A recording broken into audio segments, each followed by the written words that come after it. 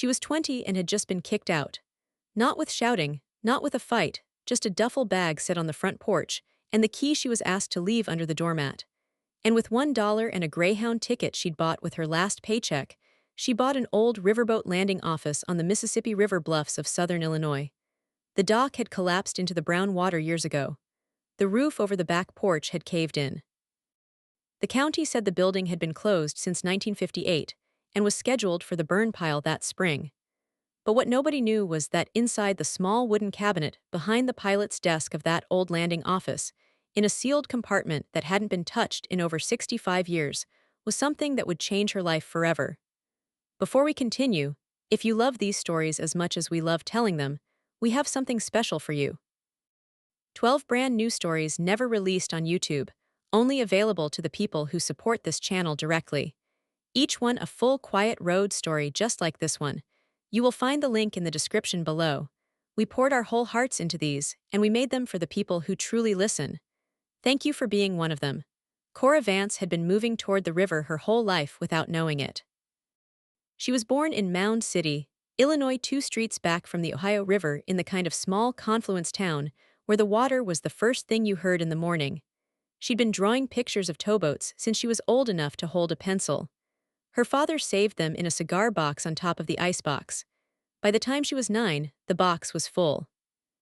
Her grandfather, Wendell Vance, had been a river pilot on the Lower Ohio from 1948 until 1979, working towboats out of Mound City. He had spent 13 years as a deckhand and ladsman before he ever stood in a wheelhouse. And when he finally earned his pilot's license in 1961, he had walked the 7 blocks home from the federal building in Paducah and put the framed license on the kitchen wall above the bread box.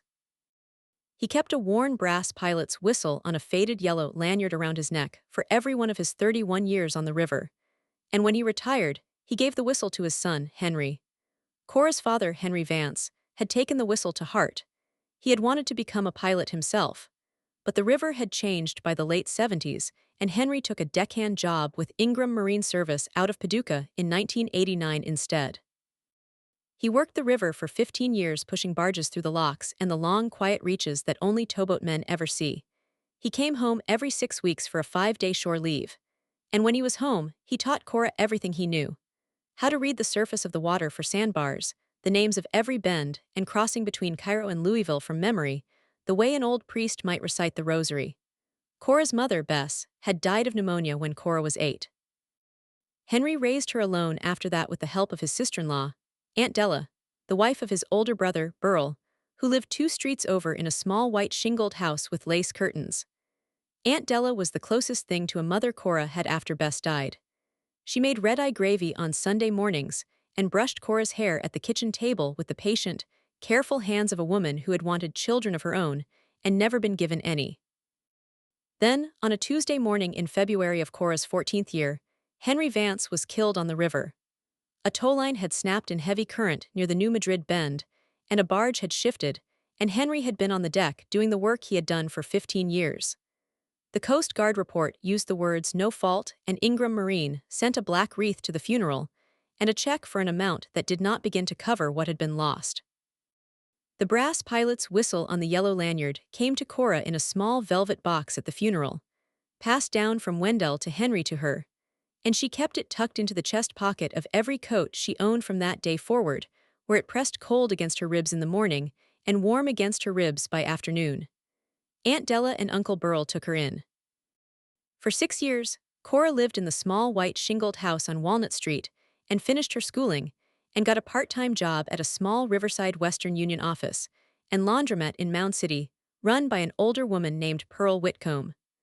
Pearl was 68 years old, the widow of a retired riverboat engineer named Ezra Whitcomb, who had known Wendell Vance personally back in the towboat days. And she ran the Western Union counter, and the dryers the way she ran her own life, with strong coffee in a thermos under the counter and few wasted words, and an unspoken understanding that the people who came through her door were carrying things they did not always want to talk about. Pearl took an interest in Cora not because she felt sorry for her, but because Cora actually wanted tea. O'Learn, she paid her in cash and let her work the closing shift on weekends when the laundromat was empty and the Western Union counter was quiet, and the only sounds were the hum of the dryers and the soft click of the cash register tape. Cora saved every dollar she could from her paychecks. She kept the money in a green metal coffee tin in the back of her closet at Aunt Della's. An old Folgers tin that still smelled faintly of grounds even though she had cleaned it. By the time she was 18, she had $612. By the time she was 19, she had $1,043. She didn't know what she was saving for, but she knew the way her grandfather had known to keep a brass whistle in his chest pocket for 31 years. That some things you save without knowing why, and the why finds you later. Then, in the autumn of her 20th year, Uncle Burl died of a stroke, and 3 months after the funeral, Aunt Della married a retired farmer named Otis Sparling she had met at a church social. Otis was not a bad man, but he was the kind of quiet, inflexible man who needed his own household to be his own household. And he had 2 grown daughters who came around on Sundays and made it clear that Cora was an extra mouth at their stepmother's table. A week before Thanksgiving, Cora came home from a closing shift at Pearl's and found her duffel bag packed and sitting on the small front porch of the white shingled house. The folding inside the duffel was Aunt Della's careful work. She had folded everything Cora owned the way she folded her own laundry with the soft creases of a woman who had been doing housework for 40 years. Besides the duffel bag, a small handwritten note said, "Cora, I love you, child. Otis needs the house to be his house and I need to make this marriage work or I will be alone again. The key is under the doormat. Please put it back when you go. I'm sorry, please understand, Aunt Della."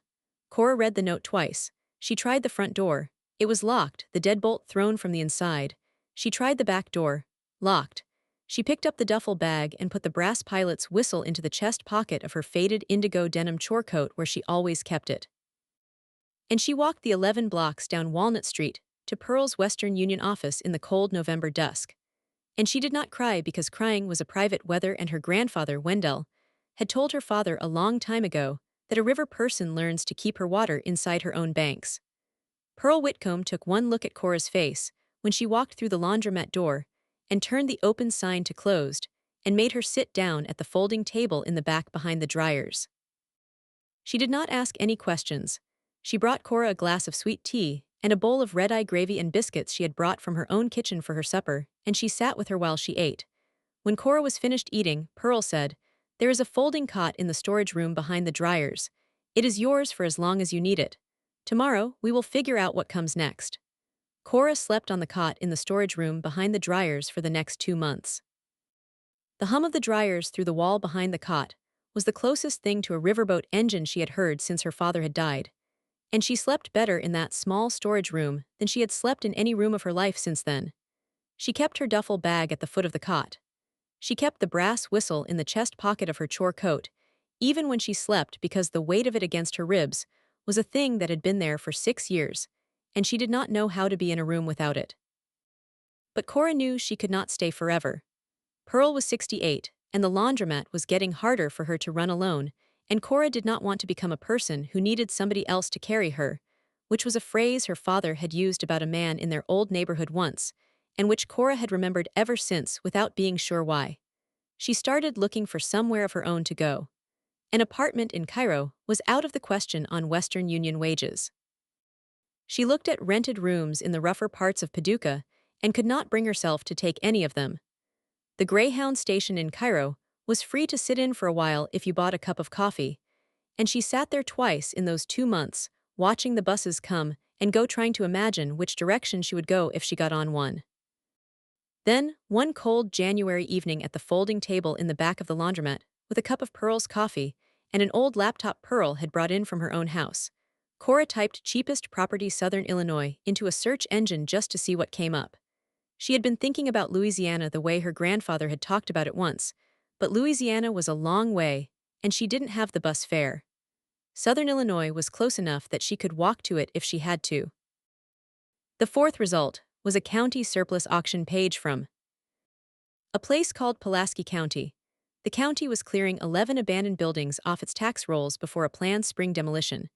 A Grange Hall, a creamery, a one-room schoolhouse, a volunteer fire shed, a net mender's shack, and near the bottom of the list, a building described as former Olmsted Riverboat Landing Office, abandoned 1958, scheduled for the burn pile in May.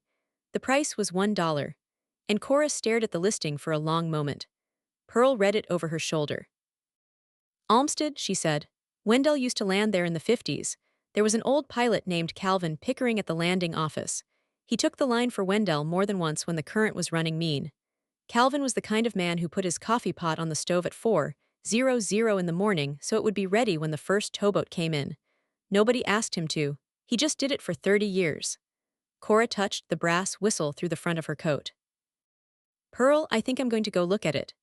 I think you are too, child. Take the bus. I will pack you a lunch. The Greyhound from Cairo to Pulaski County took most of a morning. The bus rolled south through the long, flat farmland of the lower Illinois bottoms, the fields gone brown for winter, the cottonwood trees bare against the gray January sky. Cora watched it all through the bus window, the way you know the shape of a song you have heard your father hum in the kitchen when he didn't know you were listening. The final leg was a county shuttle that ran twice a week and dropped her at a crossroads 3 miles from the township office in a part of southern Illinois, where the road wound down through stands of cottonwood and sycamore toward the Mississippi River bluffs, and the air smelled like wet earth and river silt and the sweet faint smell of cottonwood bark. She walked the 3 miles. The duffel bag grew heavy on her shoulder. The brass whistle in her chest pocket pressed cold against her ribs. The Pulaski County Township office was a small frame building beside a closed feed store on a single street with 5 other buildings on it. Inside, a woman in her 50s with silver-streaked hair pulled back in a clip, and a heavy hand-knitted cardigan over a flannel shirt sat behind a counter with a mug of coffee and a stack of property records. A small brass nameplate on the counter said Doris Strickland, township clerk. You hear about the landing office, Doris said before Cora had said anything. Ma'am, you know it's been closed since '58. The dock fell into the river years ago. No power, no water that anybody's tested. The county's planning to burn it the first week of May. Yes, ma'am, I have $1. Doris looked at her for a long moment. Honey, are you sure? That's not a building you can just move into. No electric, no road that's been graded in 20 years. You'd be alone out there in a way most folks don't really know what alone is. Ma'am, I know what I'm looking at. I know it's going to be hard, but I have been told I need to make my own decisions, and this is the one I'm making. Doris looked at her for another long moment. Then she pulled a deed book from a shelf behind her and turned to a page that had been waiting for years. Sign here and here and here. Cora signed Cora Vance in the careful slanted hand her father had taught her. Doris took the dollar bill, folded it once, tucked it into a metal cash box, and stamped the deed with a brass stamp that made a soft, flat sound. Welcome to Pulaski County, Doris said, her voice softer than before. Take care of yourself out there. The landing office stood at the top of a low bluff above the Brown River in a small clearing where a sand and gravel road sloped down toward the water. It was a single-story building of dark red weathered cedar planks faded by 65 years of river, weathered to the color of dried tobacco, with a wide overhanging eave running the length of the river-facing side. A peaked shingle roof with shingles missing in patches near the back. 2 tall windows on the riverside with old wooden shutters hanging crooked, and a faded sign above the door that had once said Olmsted Landing, Ohio River Lines, but now showed only the ghost of the lettering. Below the bluff, the old wooden dock had collapsed into the river years ago, and only a few green-weeded pilings still rose out of the brown water at low tide. Doris's husband, Cleon, drove her out in a green pickup. He unlocked the padlock on the front door and handed Cora the key. Doris said she'd have my hide if I didn't get you settled in, he said. There's a back room with a cot if you've got a sleeping bag. We'll come check on you in 2 days. He drove away in the green pickup, and Cora was alone in the clearing with the landing office and the silence and the slow, constant whisper of the river below the bluff. She stood at the edge of the clearing and just looked. The light was the color of late winter copper. A cold breeze came up the bluff from the river. Somewhere. In the distance, a barge horn sounded, long, low 2 notes, and the sound carried impossibly far in the cold January air. She had not known this place existed 2 weeks ago, and yet she felt the way you feel a key turn in a lock that you didn't know was there. She walked to the cabin door. The porch boards creaked under her boots. She put the key in the lock. It turned. She stepped inside. The interior was a single long room with a wide pine plank floor scuffed silver gray. Dark wainscoted walls painted a faded river green that had once been bright. A black pot-bellied cast-iron stove in the corner, and at the far end of the room, set against the river-facing wall under the 2 tall windows, the pilot's desk. The pilot's desk was a heavy oak roll-top with a high stool behind it. Behind the desk on the wall hung a small wooden cabinet with two doors and a brass hasp, the kind of cabinet a landing office pilot would have used to keep waybills and fare cards and tide tables and the daily logbook. The air smelled like cold cedar and old paper, and the faint mineral ghost of river silt that lives in every building that has ever stood on a river bluff. Cora walked the length of the room slowly. Her boots made a soft hollow sound on the wide pine floor. She stopped at the pilot's desk and put her hand on the roll top. It rolled back smoothly even after 65 years, the way a well-built roll top will. Inside the desk were old fare cards in a wooden tray, a chipped ceramic inkwell, a brass blotter, and a wooden pencil cup with 3 pencils still standing in it, as if Calvin Pickering had set them there after his last shift and walked out the door and never come back. She turned to the small wooden cabinet on the wall behind the desk. The brass hasp was held shut by a tiny corroded padlock the size of a walnut. She tried it gently. It came apart in her fingers at the first pull, the rust falling away in soft red flakes. She opened the cabinet. Inside the cabinet were 3 things set neatly on a single oak shelf. A heavy leather-bound river pilot's logbook, the cover stamped in faded gold lettering, Olmsted Landing Daily Log 1956. A small tin box about the size of a paperback novel. And tucked behind the logbook against the back of the cabinet, a wax-sealed envelope. Cora lifted them out one at a time and carried them down to the wide pine floor in front of the cold, pot-bellied stove where the late morning light from the tall river windows was strongest. And she sat down cross-legged with the 3 objects in front of her. She opened the logbook first. The pages were thin paper, the ink faded brown with age, the entries written in a small, careful slant. Each page recorded the towboat traffic for one day in 1956 and 1957. The names of the boats, the names of the pilots, the cargo, the time of arrival, the time of departure, the river stage, the weather. The logbook was a complete record of every towboat that had landed at Olmsted for the last 23 months of the landing's operation. Cora turned the pages slowly, the way you turn the pages of a book that has been waiting for you. About a third of the way through, she found a name she knew. Wendell Vance, towboat Mabel Tucker, cargo coal, arrived 4:18, departed 6:42, river stage 18.6 feet, weather light fog. Her grandfather had landed at this very office on a foggy morning in May 1956, and Calvin Pickering had taken his line and made him a cup of coffee on the pot-bellied stove that was now standing cold in the corner 6 feet away from her. She turned more pages. Wendell appeared 17 times in the logbook between the spring of 1956 and the autumn of 1957. Some of Calvin's entries had small notes in the margin. Wendell brought a sack of pecans for the office. Wendell's first crossing of the season looked tired. She set the logbook down gently and opened the tin box. Inside, in bundles held with crumbling paper bands, were old large format banknotes from the 40s and 50s. She counted slowly. $4,280. Beneath the bills wrapped in soft cloth was a worn Brass River pilot's whistle on a faded yellow lanyard, identical in make to the one her grandfather had carried for 31 years and that she now carried in her chest pocket. She opened the wax envelope last. The letter inside was on heavy cream paper, the ink brown with age, but the handwriting clear and careful. The hand of a man who had spent his life filling out logbook entries in a small, neat slant. To whoever finds this, my name is Calvin Pickering. I have been the landing office pilot at Olmsted on the lower Ohio River from 1932 until today, the 3rd of November, 1958. The landing is being closed at the end of this week. The new lock and dam at Smithland is finishing construction, and the towboat companies are consolidating their stops further down the river. There will be no more boats coming into Olmsted after Friday. I am 66 years old and I have no children. My wife Lottie passed in the influenza spring of 1949. I have spent 26 years in T. His small office watching towboats come up out of the fog at 4:00 in the morning and go back out into it before sunrise. And I've made a pot of coffee on that pot-bellied stove every day of those 26 years for the men who worked boats even though it was not part of my duties. I considered it my duty anyway. Coffee is a small kindness, and a small kindness on a cold morning is sometimes the difference between a good shift and a hard one.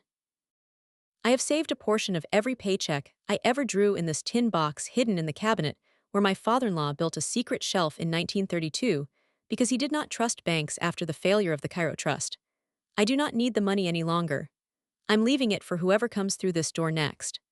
The whistle is from my own first year on the river, before I was ever given a wheelhouse. The logbook is the daily record of every boat that came through Olmsted in the last 2 years. Wendell Vance is in there. So are 100 other men whose hands I shook and whose coffee I poured.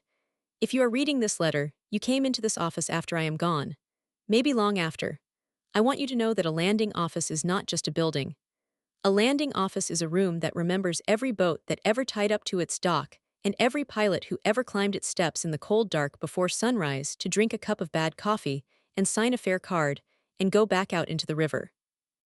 The river forgets nothing. The room does not either. Calvin Pickering, landing pilot, Olmsted Landing, November 3, 1958. Cora read the letter twice. Then she folded it carefully along its old creases and placed it back in its wax envelope and sat very still on the wide pine floor of the landing office with the logbook and the tin box and the second brass whistle in front of her. She did not cry.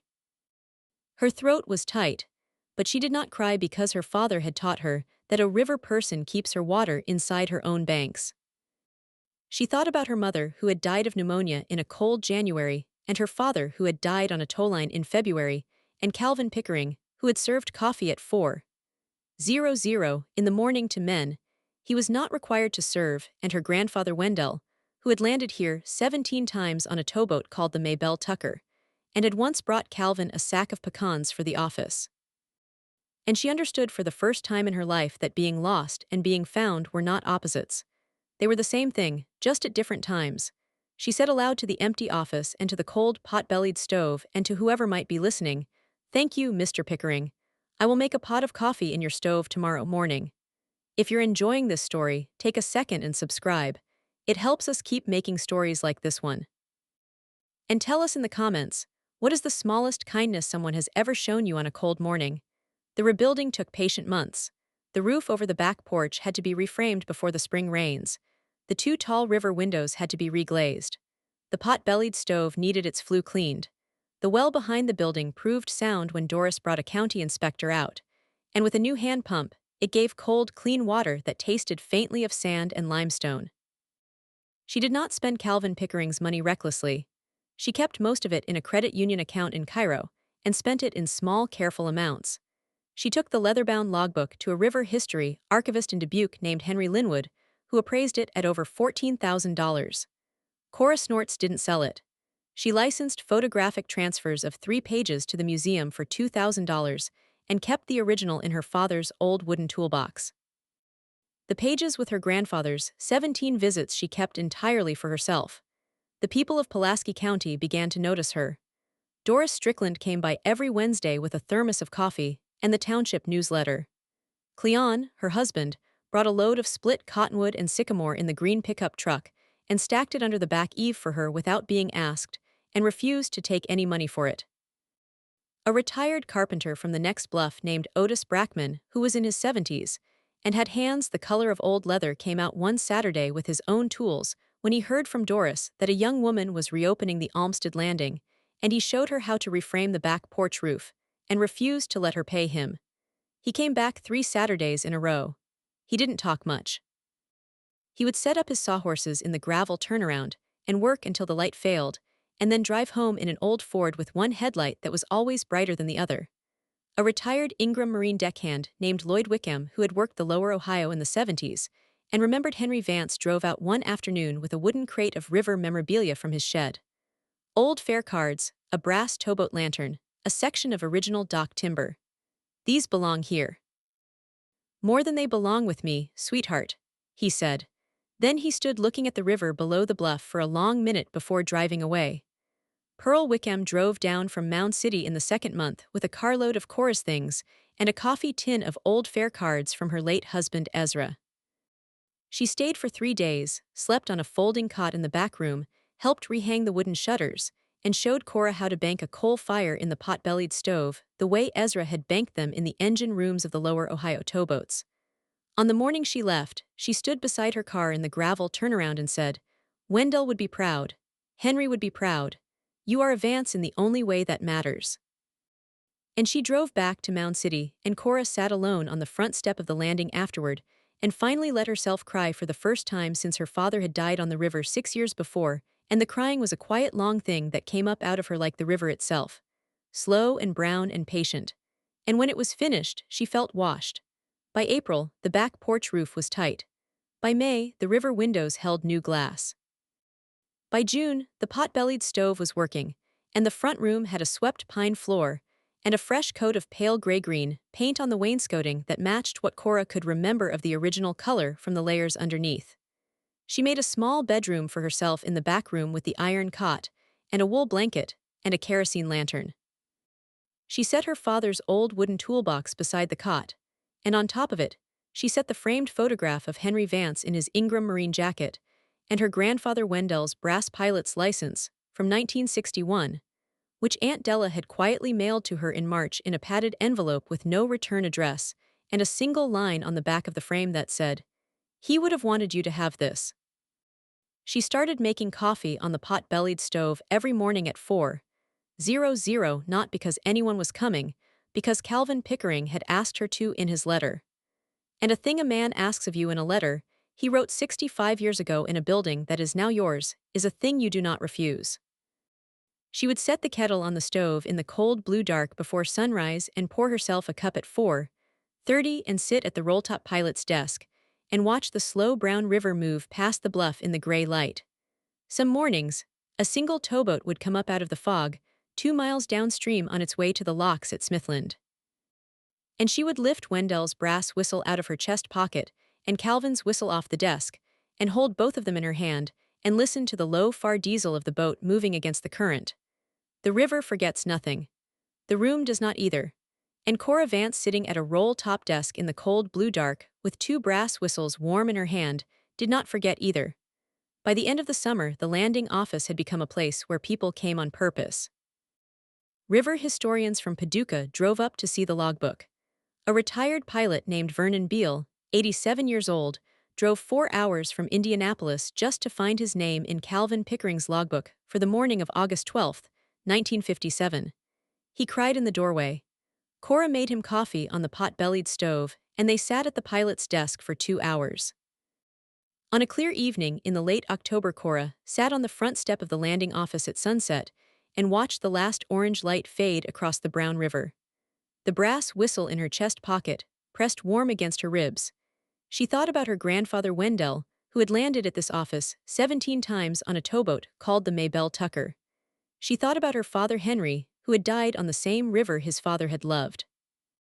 She thought about Calvin Pickering, who had served coffee at 4:00 in the morning for 26 years to men he was not required to serve, and who had hidden a tin box under the cabinet shelf in 1958 because he had believed that small kindness was a kind of patience, and that patience always finds the person it has been waiting for. And she thought about her Aunt Della, the woman who had brushed her hair at the kitchen table when she was 9 and had taped a note to a duffel bag on a cold November porch when she was 20. Cora understood now that Aunt Della had not meant to push her toward a new life. Aunt Della had only meant to keep the small marriage she had built at 63 from collapsing under the weight of a 20-year-old in the spare bedroom. Aunt Della had been frightened of being alone the way Cora's mother had been frightened of leaving her, the way Cora's father had been frightened of every cold, dark crossing of the New Madrid Bend. People do not always do the kind thing because they have stopped being afraid. Sometimes they do the unkind thing because they have not. That's the thing about landing offices. A landing office is a room that holds the memory of every boat that ever tied up at its dock. The why. The pine floors remember the wet boots of the men who walked across them. The cold, pot-bellied stove remembers every pot of coffee that was ever set on its plate.